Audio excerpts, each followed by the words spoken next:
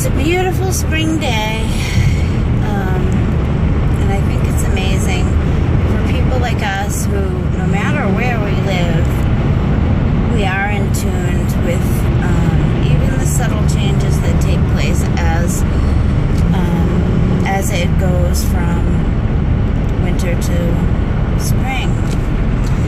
I love watching people on the other side of the country.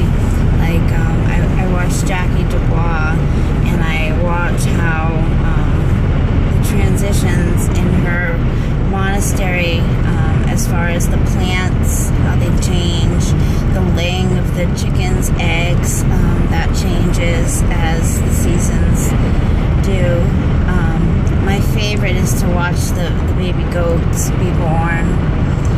I love when animals are pregnant and they act so motherly, making their little nests, and it's just such a wonderful, wonderful process.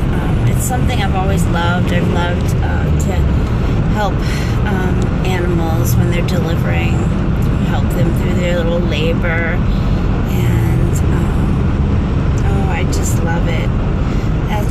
That's always been something that I've wanted to do as my contribution to the world. I don't like to call things career anymore. I think that's really,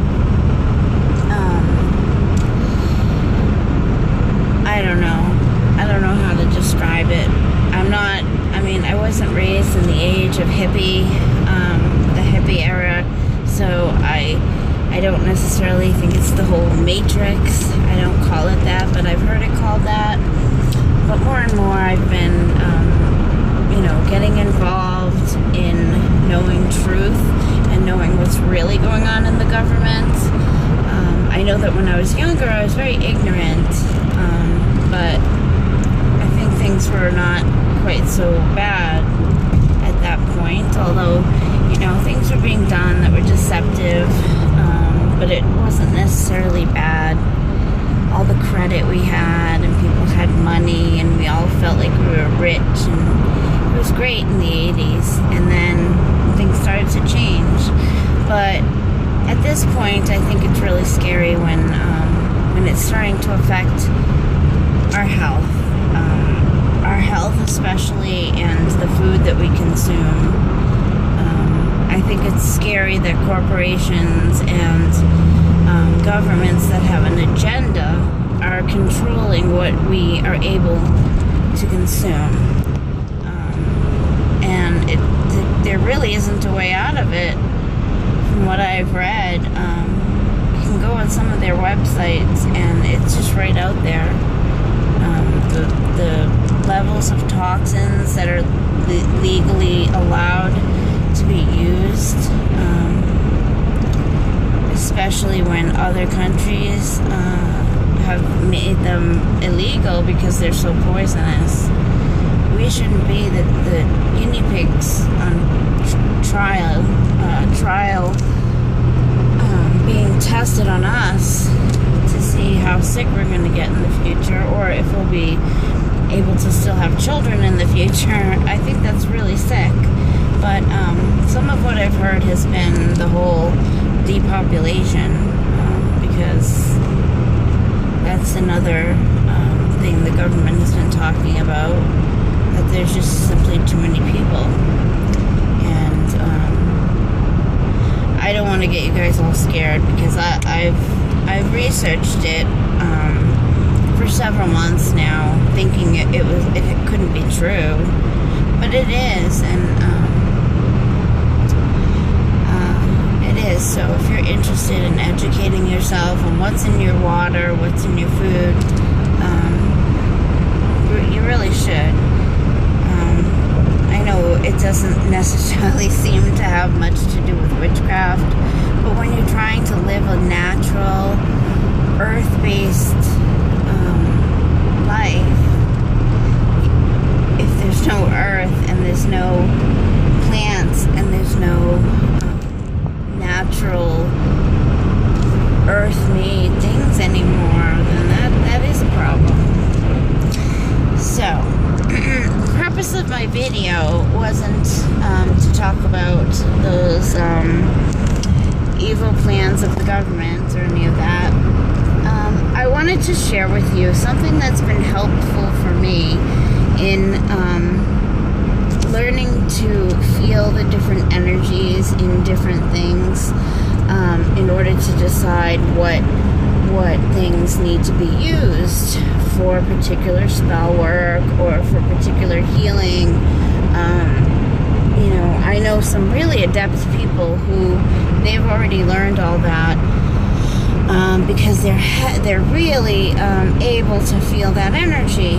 But it takes time and it takes learning to really learn what you're feeling and why.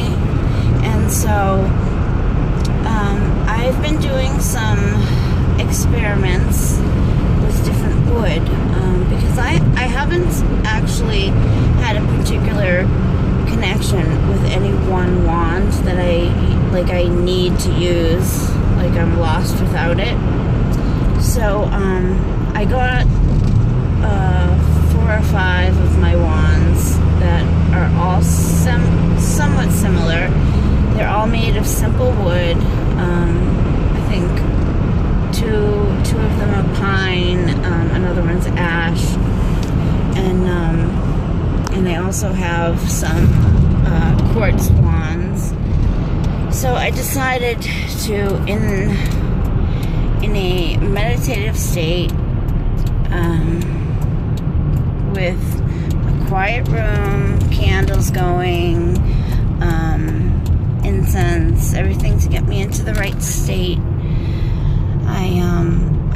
I laid down and I had all my wands around me and I closed my eyes. I think it's important for your eyes to be closed because it will enhance the other senses. So with my eyes closed, I picked up one and I played around first with my receptive hand to see what what energy I would feel being given to me. Played around a little and I could definitely feel the energy. I could see the energy because when my eyes are closed, I over time through meditation have learned to be open and aware, like in an astral ready stance kind of thing. So I'm not just eyes closed, I'm in a space, I'm in a place. So, and I see things, these things that each wand is showing me. So, then I go to my projective hand and I do the same thing. And I definitely can see that the wand works, that it is giving off energy, it is working properly. So I go on to the next. One of them was very weak. It's definitely not one I would want to use probably in any strong spells or anything like that. It might be a good wand for a child to start with, I might say. It's just very, it's not that it doesn't work, but it's just not very strong. Doesn't give off strong energy. Just simple, quiet, kind of quiet feeling, very light. And but this third wand that I had that I really connected with, which I didn't think, it probably was the least of my favorite wands out of the wood ones. And as I put it in my receptive hand, immediately this yellow circle ball of light started going around, and it was soft, but it was strong. I could feel it, and its energy was just, if the energy was in this ball, it was like it was ready to do anything that I wanted it to do. It felt like it had strength, but it had healing. It had it just had all these different emotions and feelings within it. And in the center, it was like a shadow, a blackness. And as we know, that means that it kind of contains all the colors. And it was amazing. And I'm thinking, wow, is this for real? Like, could this wand really be this much? Like, and I'm thinking, is it just me? Put the wand down, goes away. So I know that it wasn't me, like, imagining this thing happening. So I put it in my projective hand, and the experience was the same, except a little bit different, because in the receptive state, it was going around me. It was doing something, like, to me, giving me something. But when I put it in the other state, I noticed that the flow was going in a different direction. The flow was still going round and round, but it was going like out, round and round, and I'm directing it outward. So, yeah, it was just really amazing. And the other wand that was almost identical to this one, it even though they look the same, they're probably made of similar wood, maybe even from the same tree, I don't know, but this particular wand just had a different energy. And I just think that's amazing how, you know, something that may even be the same exact kind of wood, a lot of things play into each object and each thing in its life, because our lives and our experiences when we're made and when we go through life affect us. And I believe the same thing happens to everything. When that wand was cut, it could have been cut by a person who was angry. It could have been cut by somebody with complete reverence, who loved it and honored it. You know, and those two experiences can produce a completely different thing. And I think it works that way with everything, with stones. And certainly, yes, you can smudge them, you can clear them, you can get rid of that energy. But also, if it's an energy that you like and you want, then you can certainly, you can befriend it and you can connect with it. And I think that's great too. I am next going to be working, I mean, you can do this with anything, really, but some of the stuff that I have trouble with, I'm going to start working with stones in a similar way. So, I'll let you know how that goes. And if you guys are going to try what I suggested, and you have any questions on how I did it, because I know I'm not always the best at describing stuff like that, especially when it's a practice that I kind of just put together myself. But I'm telling you, it really helped. It helped me because I'm not always a very good visual person, and I'm not a very sensitive. I'm sensitive in some ways, because people say, that's not true. You're so sensitive. Yes, I'm sensitive to the fact where I can't even go out in a crowd because all that energy, like, just, oh, it gets in me, and I don't like it anymore. I know it kind of makes me antisocial, and it's funny, people call it social anxiety who don't understand that I'm a witch and that I'm empathic. They just think I have this major social anxiety, but you never know. Maybe a lot of people who have social anxiety just don't realize what they have, because I can see how in this world where we push away anything to do with magic, anything to do with fairy tales or mythical things, they push it away and they want to put a scientific name to it, and that can't always be the case.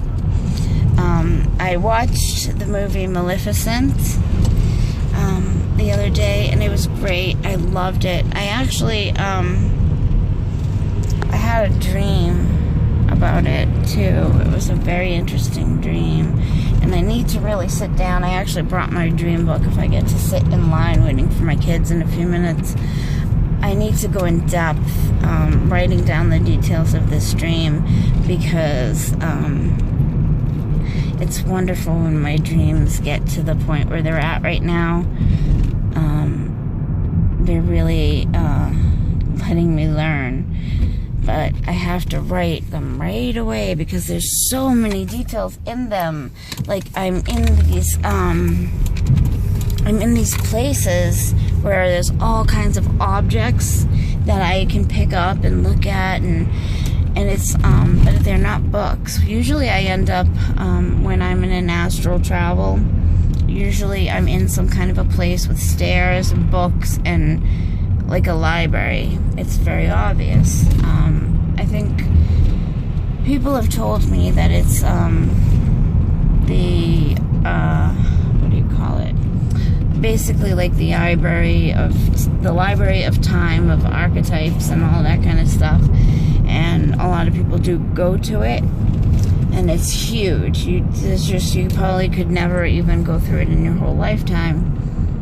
But this is a little bit different. It's like I'm in a treasure trove of a dragon, and somehow I'm having access to all these treasures that are like everywhere in these piles, and there's a lot of detail in that. And if I'm gonna research what all those little details mean, I'm sure I could find out a lot. It's just having the time and the patience to do it.